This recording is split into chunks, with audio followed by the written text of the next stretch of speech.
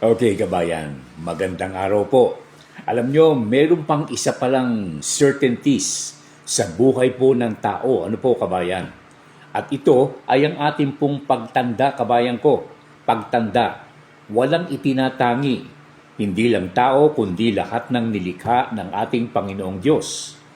Ang tao, darating ang panahon, tayo po ay tatanda, kabayan. Ano po? Mula sa pagkabata. Pero bago tayo magpatuloy, kabayan, pakishare mo na po, like at subscribe ang ating post sa araw na ito para mas marami po ang marating ng ating palatuntunan. Okay, alam nyo, wala tayong ligtas sa pagtanda maliban na lamang kung nakatakda tayong maunang mawala po dito sa mundo, kabayan. Nasabi nga natin na death is also a certainty at kasama sa pagtanda ng tao ang mga bagay na ito, kabayan ko. At napag-uusapan po ang pagbabago sa ating pagkatao, kabayan, sa ating pong katawan, ang ating pong kaanyuan, ang ating lakas at marami pang iba. At ang unang visible o mapapansin nating pagbabago ay ang ating kaanyuan. Yung pong itsura po natin, kabayan, at lakas ng katawan. At kapag sinilip nyo sa salamin ng inyong sarili, kabayan, parang hindi ako ito Parang nagbago. At parang may kasagutang, ikaw nga, walang iba. Sarili, parang ang bagay na ito ay hindi mo maitatatawa, kabayan.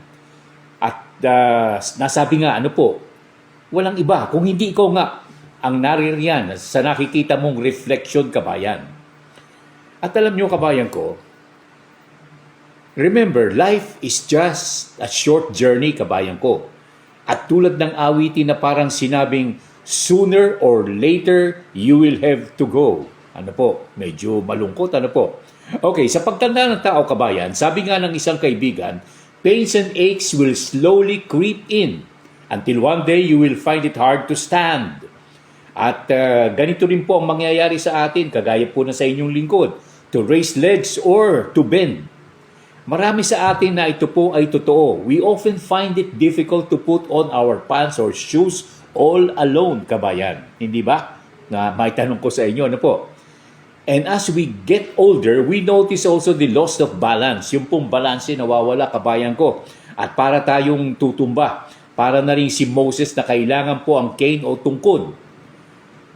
Pero alam po ninyo, kabayan, ito po ay bahagi ng ating pong pagtanda.